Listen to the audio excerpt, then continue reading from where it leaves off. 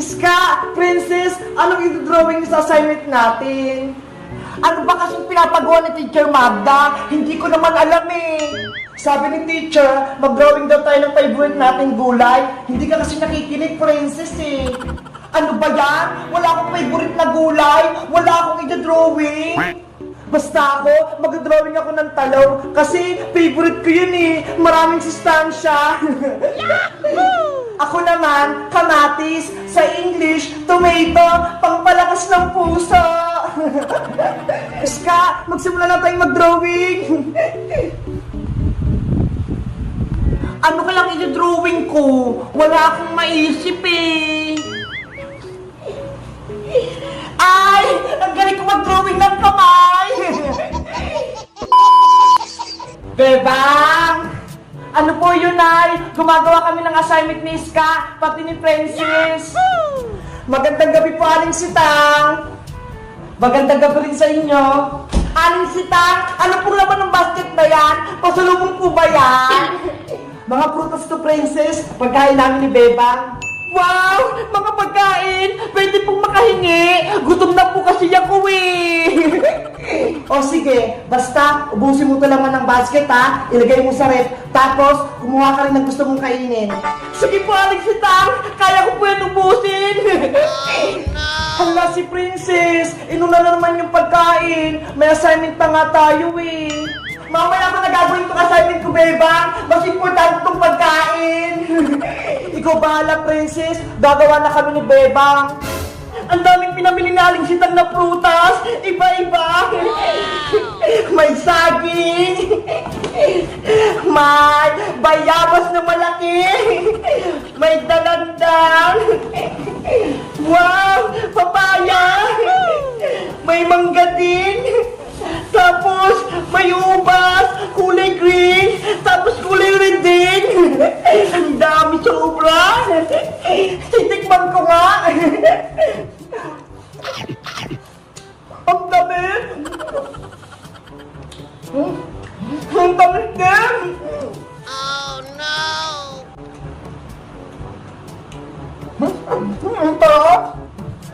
Iska, malapit ka na bang matapos ang drawing mo? Oo, Bebang. Malapit na akong matapos. Lalagyan ko na lang siya ng crayon para gumanda. Ako din. Kukulayan ko na lang din tong talong. Ano kayang kulay? Ay, ito! Violet! Etong kamatis ko naman, kulay red para hinog. Meanwhile, Ang tamis na mangga!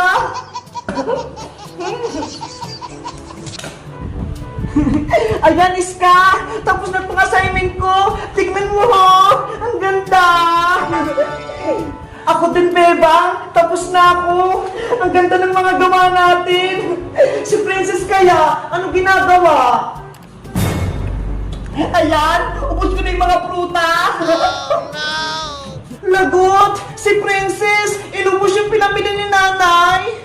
Naku, yari! Nagmukbang si Princess! Princess! Nalagay mo na ba yung mga prutas dyan sa rep? Paring Sita! Nalagay ko na pula sa loob ng tiyan ko! Nye! Ang laki ng tiyan ni Princess! Parang bola! Anong ginawa mo, Princess? Kinain mo lahat ng mga pagkain? Sabi niyo po kasi, ubusin ko lahat ng nasa basket. Kaya ayun, wala nang laman. Kinain ko na po lahat. Si Princess talaga, hindi na nga gumawa ng assignment. Kinain pa lahat ng pagkain namin. Hello guys! Magandang araw! Ako si Bebang. Gumawa kami ng assignment ni Iska tsaka ni Princess. Kaso si Princess hindi naman gumawa. Kumain lang. Nakita niyo ba itong drawing ko? Ito ay talong. Kasi kaya ito yung ginawa ko. Kasi favorite ko to eh. Kayo guys, anong favorite nyong gulay? Mag-comment lang kayo. Bye-bye! Atay niyo ako! Bebang! Hala si Princess! Hinabol niya yung tricycle! Bebang! Bilisan mo tumakbo, Princess!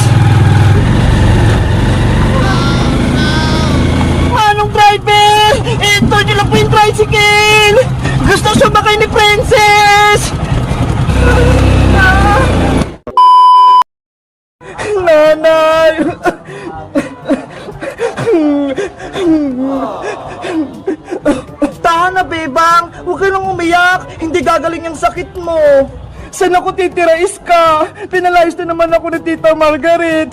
Tinapon lahat ng gamit ko. Ang sama-sama talaga ni Aling Margaret. Kahit may sakit ka, hindi ka pinapapasok sa bahay nyo. Hindi ko na alam kung anong gagawin ko. Wala na akong malalapitan. Huwag kang mag-alala, Bebang. May naisip ako. Pupunta tayo ng probinsya para doon ka magpagaling. At para makaiwas ka rin kay Aling Margaret, pati kay Maria. Paano si Nanay Sitang? Iiwan ko siya dito. Babalik naman tayo, Bebang. Kapag magaling ka na, maganda dun magpahinga. Pupunta tayo sa mga bundok, ilog, maganda dun sa probinsya, presyong hangin. Kaso, gusto ko magpaalam kay Nanay para alam niya kung saan tayo pupunta. Kaya Aling Sonia na lang tayo magpaalam. Wala naman si Aling Sitang eh. Sige na nga, kaya Aling Sonia na lang tayo magpaalam. Tara na, Iska, punta na tayo sa tindahan ni Aling Sonia. Yes! Pupunta kami sa probinsya! Aling Sonia! Aling Sonia! Ano yun, Bebang, Iska? Anong kailangan nyo? Aling Sonia, may sasabihin po sana kami sa inyo. Magpapaalam sana kami ni Bebang. Pupunta kami ng probinsya. Ba't kayo aalis? Ano nangyari? Kasi po, Aling Sonia, pinalayas po ako ni Tita Margaret eh. Tinapon niya po yung mga gamit ko, pati itong bag ko. Kahit may sakit po si Bebang, pinalayas siya sa bahay nila. Pinagtulungan siya ni Aling Margaret, tsaka ni Maria. Ganun ba? Ang sama-sama talaga ng ugali ng Margaret na yun, pati ni Maria. Hindi na naawa kay Bebang. Aling Sonia, pasabi po kay Nanay, doon po muna ako sa probinsya. Magpapagaling ako. O sige, Bebang, ako nang bahala. Ako na rin magsabi sa nanay mo. Mag-iingat kayo dun, ha? Opo. Pasabi din po kay Nanay, wag po siyang mag-alala. Babalik din po ako. Ikaw naman, Iska, wag mong pababayaan si Bebang dun, ha? Opo, Aling Sonia, ako pong mag-aalaga kay Bebang. Siguraduhin mo, kung hindi, yari ka kay Nanay Sitang yan. Tara na, Bebang, tumawag na tayo ng masasakyan natin. Bye-bye po, Aling Sonia. Aalis na po kami. O sige, bye-bye. Mag-iingat kayo. A few moments later. Ay, may tricycle, Bebang. Sumakay na tayo.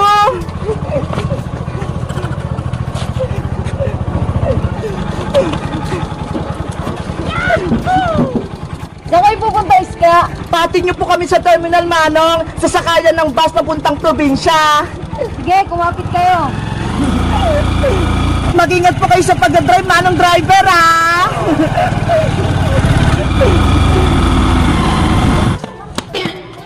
Sila Bebang at Iska, yun na. Aalisin na. Sa kaya sila pupunta. Bebang, antayin niyo ako. Gusto ko sumama. Antayin niyo ako. Bebang! Hala si Princess, hinabol niya yung tricycle. Bebang! Bilisan mo tumakbo, Princess! Manong driver! Ito nyo lang po yung tricycle! Gusto sumakay ni Princess! Pinagod nyo naman ako, Iska! Ang layo ng tinakbo ko! Sorry, Princess! Akala kasi namin, hindi ka sasama eh! Saan ba kayo pupunta? Bakit nakasakay kayo sa tricycle? Pupunta kami sa probinsya, Princess! Sasama ka ba? Sige! Gusto ko din sumama, Bebang! Tara na! Sumakay ka na rin sa tricycle! Yay! Alis kami! Let's go!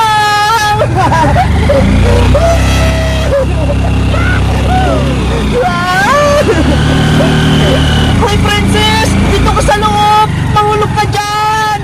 Ang sarap ng hangin! Princess! Kumapit ka dyan, ha! Baka mahulog ka!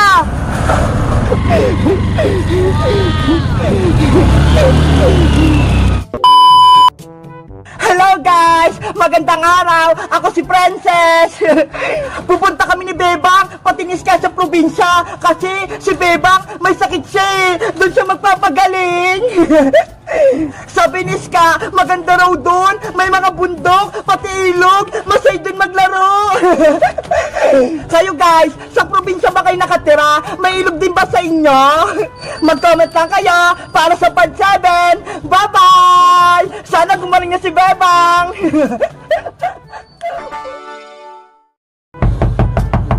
Bebang! Buksan mo itong pinto! Ngayon din! Bebang! May tao sa labas!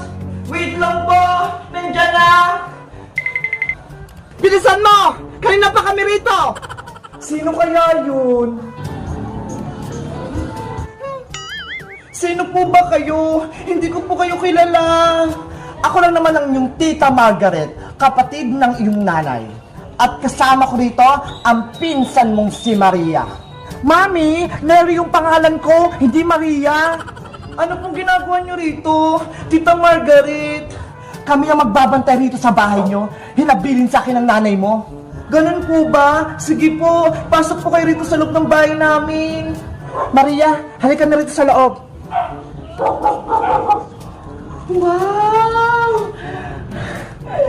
Mami, ang laki-laki ng bahay ni Tita Sitang. Meron pa silang Christmas tree. Ang laki-laki.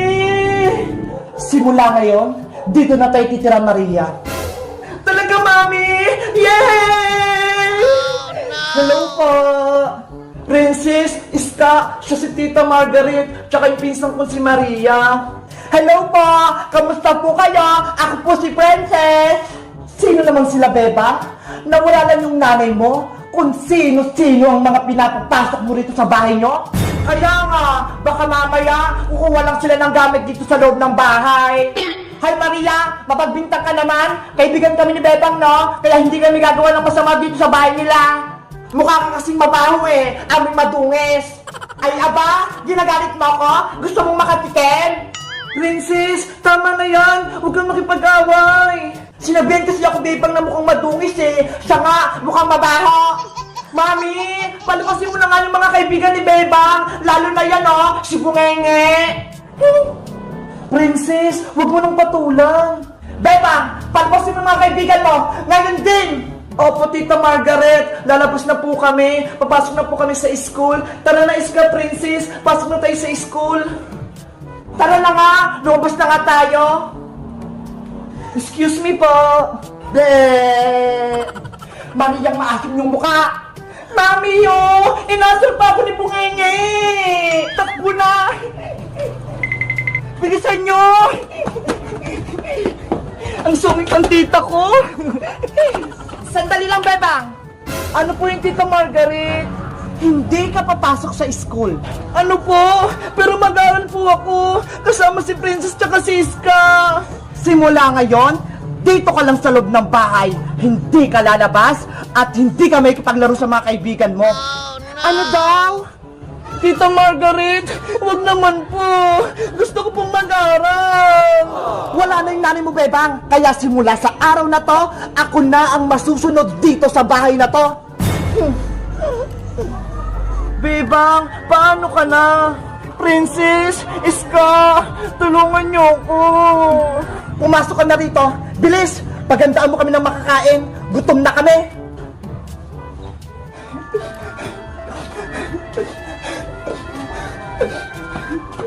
Mabuti nga sa'yo, Bebang. Hindi mo na makikita yung kaibigan mong si Princess Bungenge, pati si Iska. Kawawa naman si Bebang, Princess. Ang sama ng ugali ng Tita Margaret niya, tsaka yung pinsan niyang si Maria. Kaya nga, lalo na yung Maria na yan. Mami, talaga ba? Dito na tayo dito. Atin na yung bahay na tong Maria.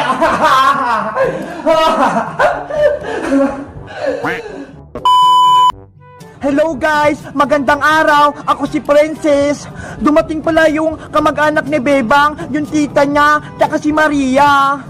Si Bebang, kawawa, ayaw nilang palabasin. Ano kayang gagawin namin ni Iska para makalabas si Bebang? Mag-comment lang kayo para sa part 4. Bye-bye!